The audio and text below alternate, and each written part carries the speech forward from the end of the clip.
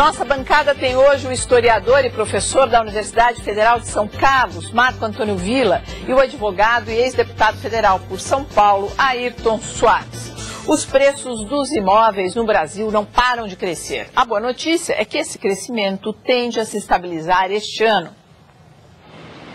É uma situação que desafia a própria lógica de mercado. O número de lançamentos de imóveis lançados no ano passado na cidade de São Paulo caiu 27% na comparação com 2011. O número de unidades vendidas também diminuiu, 5% no mesmo período.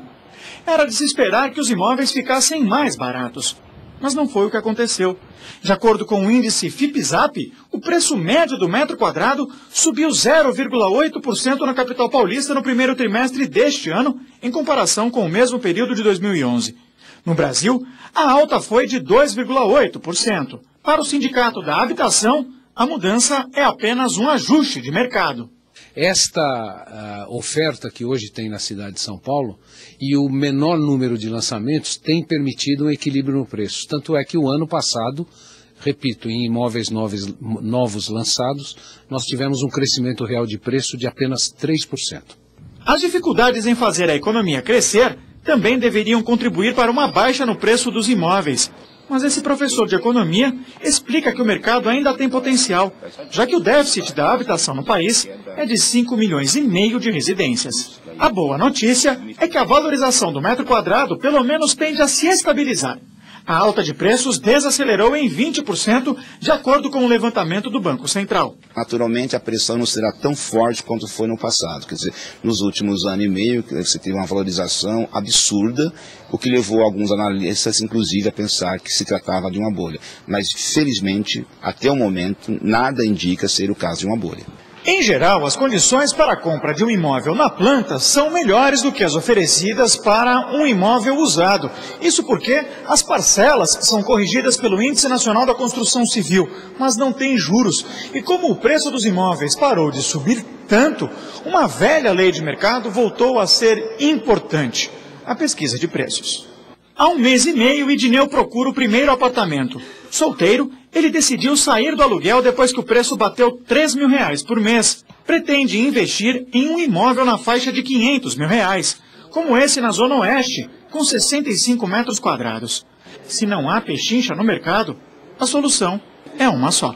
Tem que bater perna e procurar aí o que cabe no orçamento, né?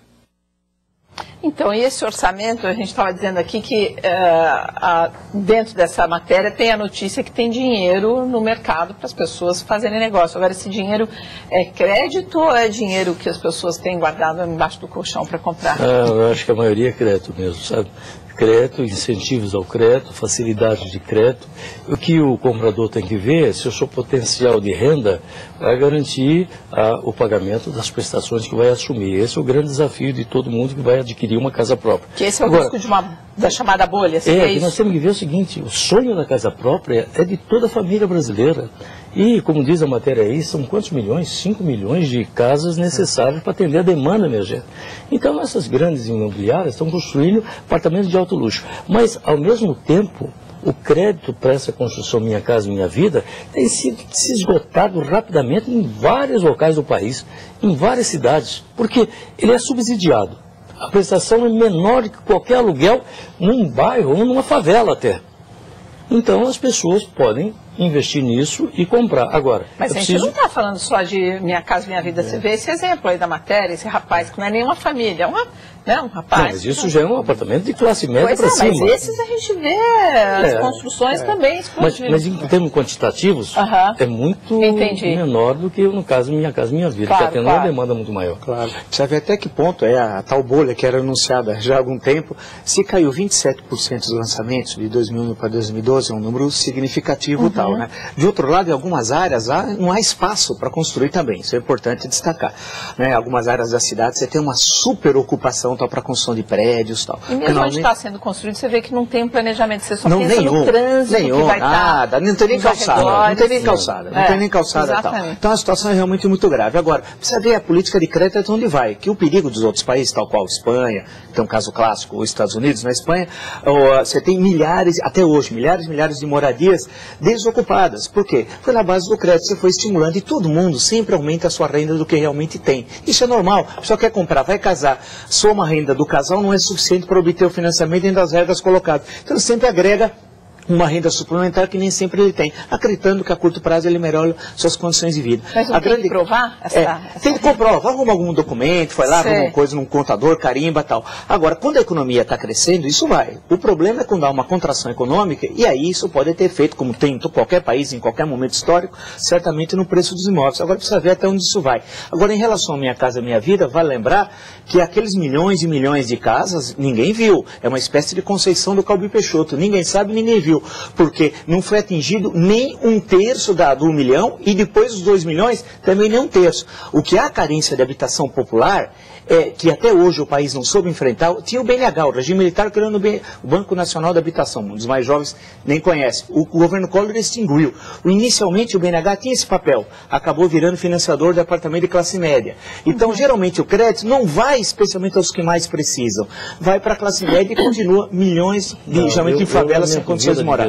O crédito tem ido na Minha Casa Minha Vida, eu acompanho isso. Por quê? Porque há uma receita para isso, há dinheiro disponível para isso. Mas você acompanha como? Eu acompanho porque sou advogado, atendo casos desses. Outro dia fui resolver um problema, uma pessoa tinha comprado um imóvel Minha Casa Minha Vida, de uma grande construtora, que depois que ele pagou algumas parcelas, se recusava a dar a ele autorização para vistoria. Fazia isso por quê? Porque se rescindisse contrato com ele, esse é um ardil que eles usam, ele teria disponível na mão um apartamento já construído que poderia ser vendido a um preço muito maior do que aquele apartamento na planta. Então, eu vi muito bem. O dinheiro existe, acontece que as exigências são sérias. Por exemplo, se você tem um financiamento para uma geladeira, para um fogão, para um automóvel, isso soma como na renda familiar como um fato que te exclui, dependendo da quantidade de comprometimento que você tem da sua renda. Isso é rigorosamente observado pela Caixa Econômica Federal e muito bem observado, eu acho. Portanto, eu acho que há aí uma dicotomia. O que é o crescimento da construção, quer dizer, o que é classe média alta, e o que é, de fato, distribuído à população de baixa renda para que tenha a sua casa própria, que é a grande aspiração de toda pessoa mundo, né? que sobrevive.